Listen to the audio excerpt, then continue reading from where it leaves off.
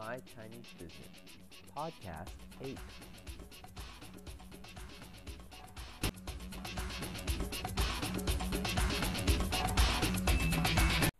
Hi there, welcome today. And we're going to try something a little bit different. I may break this podcast into two parts just because of how long it is. But to start with, I want to talk about the points that we're going to be discussing today. I had a couple comments before saying that, we really love your podcast, but is there a way you could tell us ahead of time what you're going to talk about so we kind of know if there's a certain topic we really like, if to fast forward to that part, if it's going to be covered more towards the end of the podcast, the beginning, just in case we don't have that much time. And, I really want to do what everyone kind of wants. In a way, I want everyone to be happy and get the information. So if this helps a few people, that's great. I'm fine doing it. So what I'd like to talk about today is Harvard and Tsinghua, customer service in China, Russian view of China versus other countries, Chinese marrying other Chinese versus marrying Chinese, and kind of the view of that. Just briefly though, 798, an art district in Beijing, and how the police there have trouble kind of interacting with the foreigners. Two Koreans and how they were telling me about China fearing they were not ready for the Olympics. This is going back to my notes in 2008 and the website. Remember, these podcasts correlate to articles that I'm writing on the website at mychinesebusiness.com. And if you sign up for the newsletter, you'll be kept up to date on the articles when they're published, and also you'll be notified when there's new podcasts and new YouTube videos and other important information. So sign up for the newsletter on the website. And some other topics: dried meat cubes and how they're a common treat, and then labor rights. So like I said, we may have to break this up into two podcasts just because of the length, but let's see how things go. So to start with, I want to talk about Harvard and Tsinghua. Oh, and to mention that this post correlates with censorship in China, part 2. And the reason the article is broken up into two parts is the first part dealt more with the censorship in China, and the second part deals with more cultural issues. So I figured that it would be kind of nice to separate it a little bit. So Harvard and Tsinghua. Tsinghua is the #1 science and business university in China. If you go there, it's in Wudao in Beijing, and I was living there for a good part. Wudao in Beijing is kind of a college area. There's Beijing Yuan Daxue, Linye Daxue, Keji Daxue, Beida, Tsinghua, a bunch of universities in this very small area. It's a little college area. And everyone compares Tsinghua with Harvard. So when you're there, if you meet a student and they say, where did you go to school? You could say, this school in the States. That they may even say then, do you know Harvard? And of course you'd say, yes, I do. They go, well, I go to Tsinghua, Harvard, because they think of it as the same equivalent to Harvard. And a little bit of history of Tsinghua. I haven't actually researched this outside of talking to students there, but the history of Tsinghua was, I guess, during the Opium Wars, or the Great 12 Army War, or whatever that happened between many European countries and China. The U.S. was involved, and the money that they took from Beijing as kind of compensation for the war, they gave back to China, and they used that money to open up this university. And if you go there, you can look at the buildings, and a lot of the buildings kind of have that East American feel. Kind of has that feel of an actual college in the eastern part of America. And if you ever have the opportunity, Tsinghua offers lectures geared towards Westerners on Chinese business, on Chinese culture. There's a lot of information you can get there. I went to the International Economics Conference there that had speakers from all over the world talking about the economy in China, in their country, trade, everything. And later on in another podcast, I'll cover all the information that I received there. This was in 2012, and it's an interesting story of how I got to go and witness it. Even though it was kind of a closed event, it was a week long, and it was an amazing event. But back to the Harvard. So Harvard, they compare it to Tsinghua is compared to Harvard. But some interesting things about the two is, if you're there, you can actually kind of get in an argument with someone. And I was upset with this one person because some of the students there, a lot of them are really nice. A lot of them are great. I became friends with some. I actually took a Sanda, which is Chinese boxing class there at the university, and it's a beautiful campus, just absolutely beautiful if you have the chance to go there to just relax. But I got in an argument with one of them because he was saying how he goes to Tsinghua and my university back in the U.S. was so below his.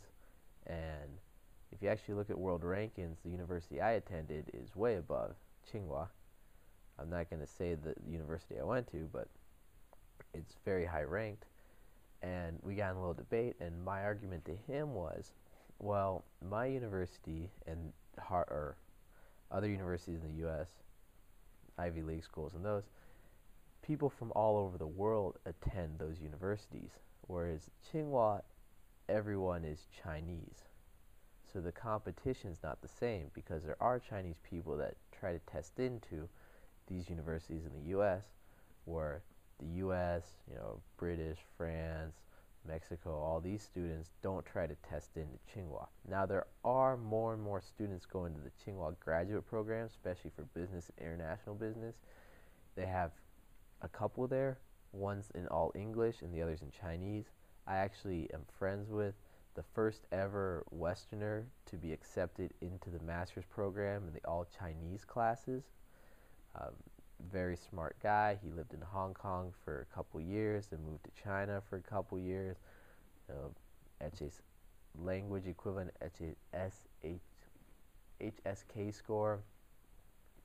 Amazing, super smart guy, great guy. But he goes to that. But for networking, either or is perfect. So if you have the chance, I recommend going to it. Also, this may actually not sound too good, is the people I know that have done it, they actually say it's quite easy, the all-English one.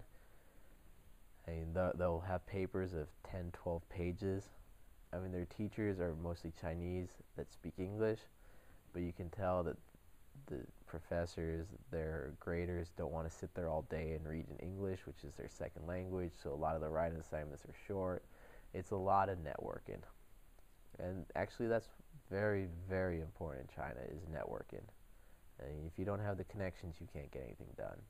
So if you want to do business in China, you can go to Tsinghua, take a language class there, go to graduate school there, take some courses there. The acceptance isn't the hardest, but you'll get a lot out of it. But I want to talk more about the acceptance into Tsinghua and the comparison. If you talk to Chinese people, a thing that's very interesting is where you grow up, it's easier to get accepted into the universities in that area. So for Tsinghua, for example, my roommate from before, this guy named Eric, who's a brilliant guy, works at Yahoo now, where he was from, he went to the #1 university in that area, but it was in the north of China. And he was telling me how any one of his friends could have gone to Tsinghua if they had just grown up in Beijing. If they had just, a Beijing identification number, they could have all gone to it. And how the tests, if you're in Beijing versus outside of Beijing, aren't the same. And how the tests, if you live outside of Beijing, are actually a lot tougher to get into any of the universities in Beijing.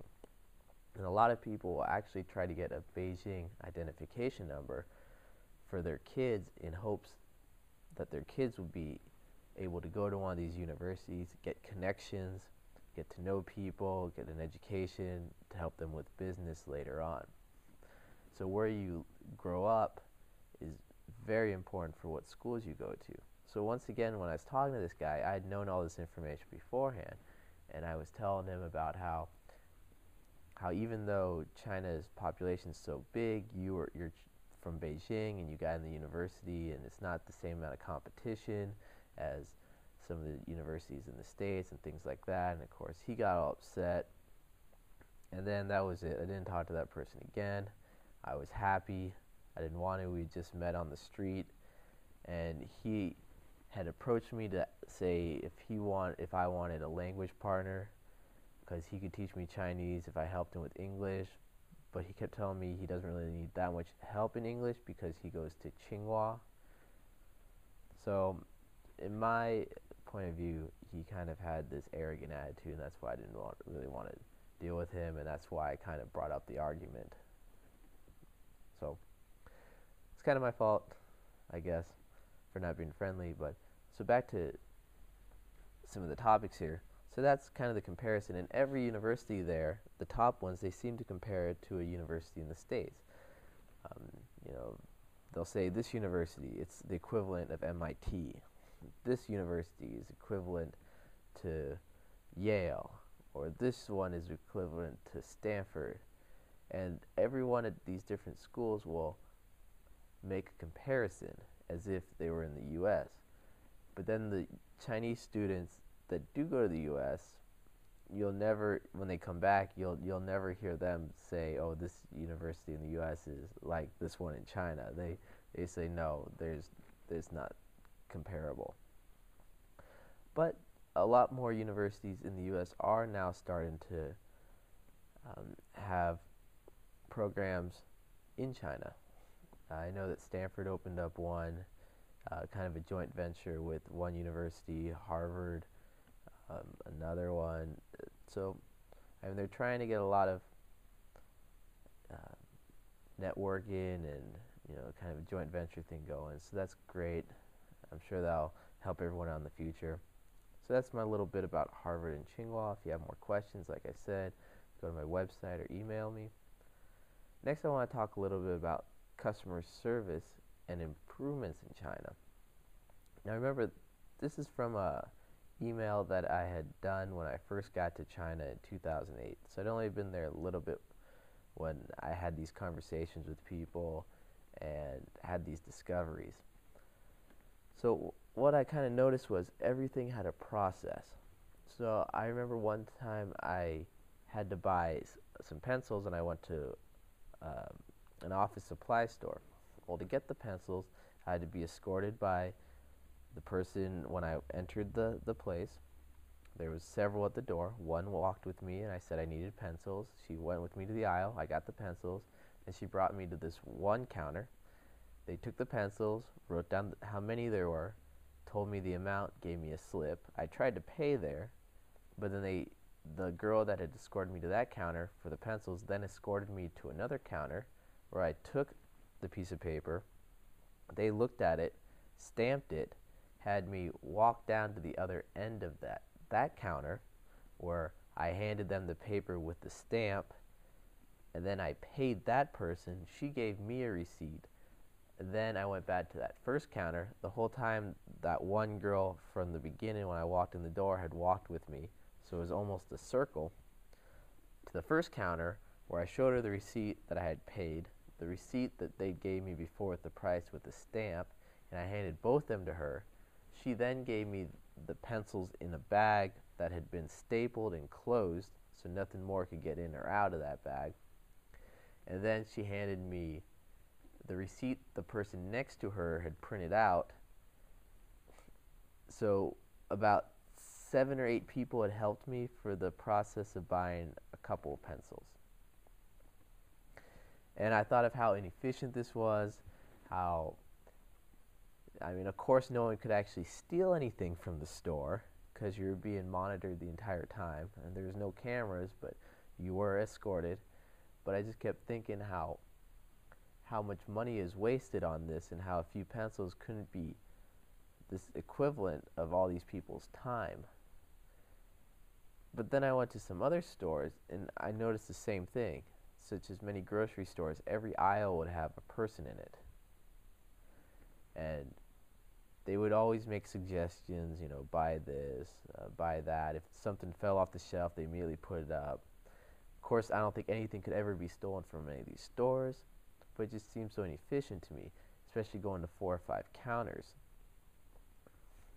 And this would actually lead me into frustration where sometimes I wouldn't want to go to stores because I know how long it would take to go to all these counters to buy things.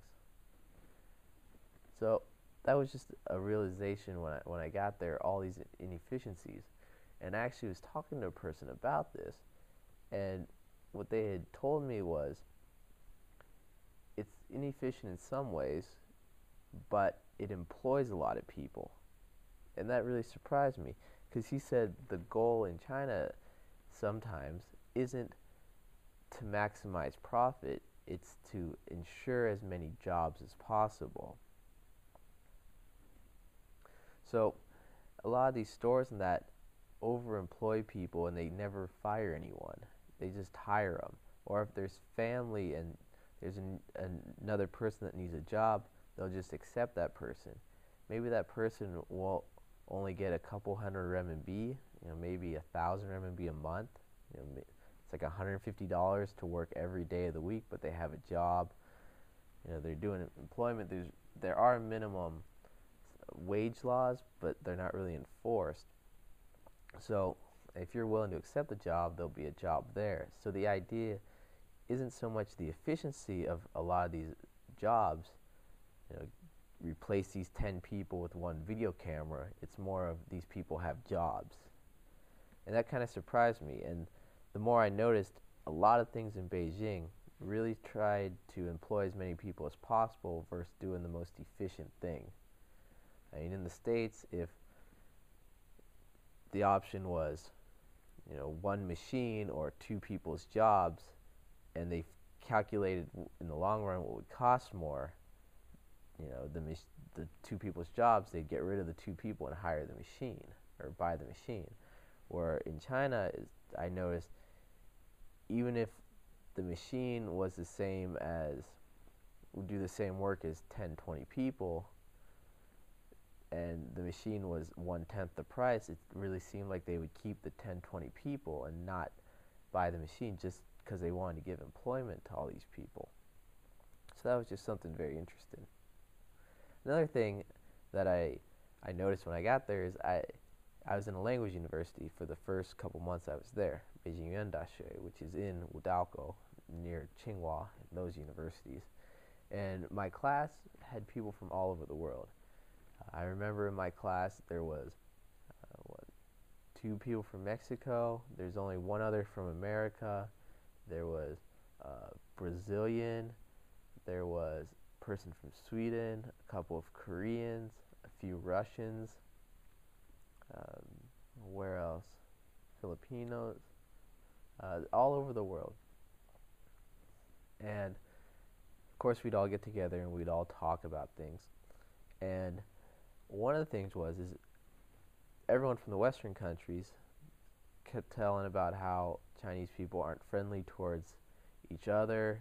They keep to themselves. They don't like talking to strangers, and how polluted the area was. People just throwing garbage on the ground. It never, clean. The air is bad. But the few Russian people in my class, they thought the opposite.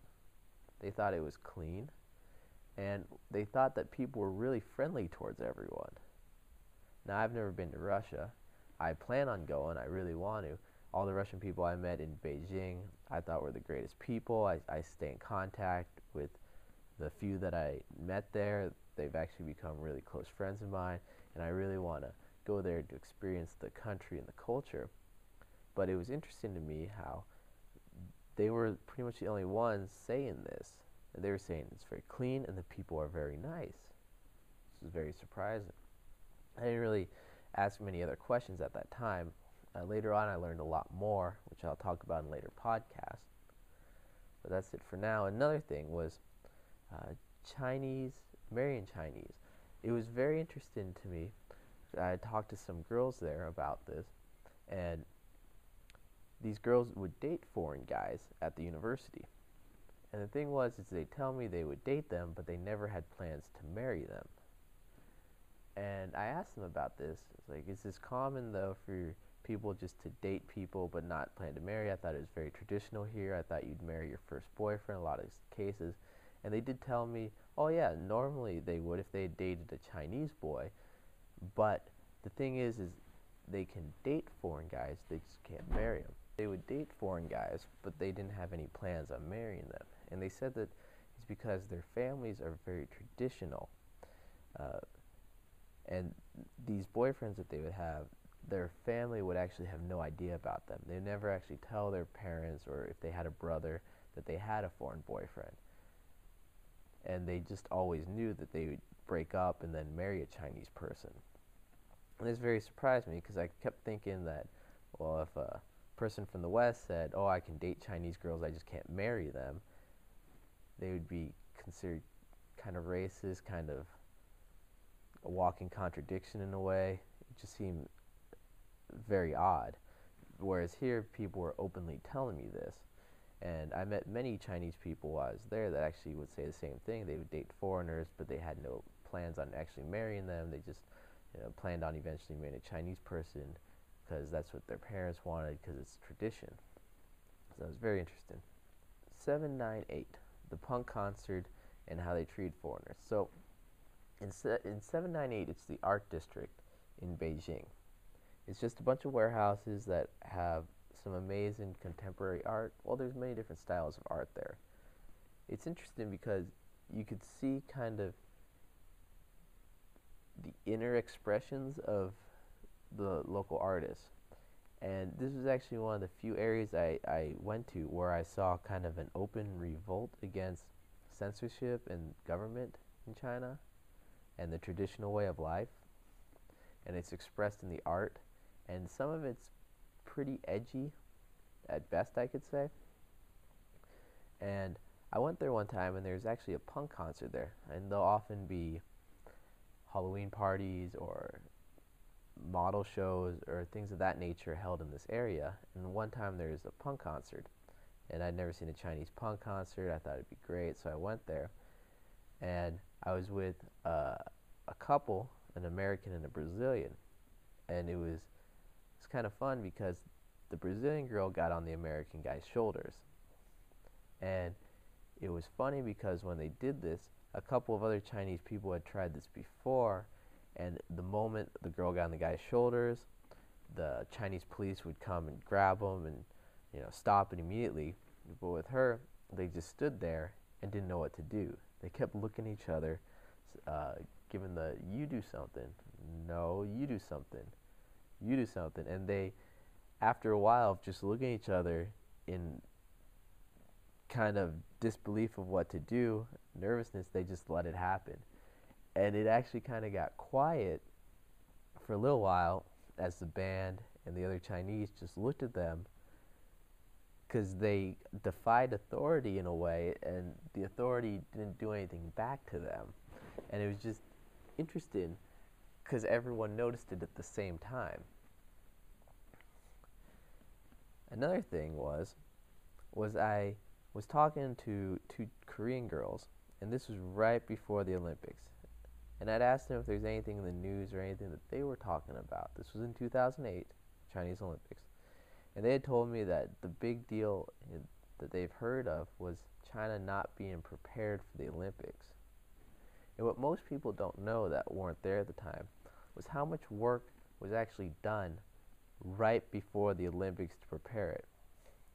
I got there a couple months before. I got there in February, and the Olympics were in August or something like that. And for the first month or two I was there, I didn't see anything. And then suddenly, a couple weeks before the Olympics, these gyms, like the nice gyms, suddenly all the memberships were closed. And it's because they were going to use the gyms for the Olympic athletes. Suddenly, one night, an entire area of Beijing would have iPod signs and new signs put up in one night. Before a bus stop would just have a bench or a little pole, suddenly they had the nice bus stops with the overhang, the advertisements. There would be barren dirt in a lot of areas, and then one night, the next morning, it would be perfectly laid with flowers. There would be people, hundreds of people in these little streets working all night long, all day long, making it look beautiful, cleaning the streets, putting up small buildings, closing buildings, tearing buildings down. I remember in one day, this entire block, it wasn't too far from the university I was at, was demolished and cleaned. Now, just think about that. A whole block of buildings demolished and cleaned in a day.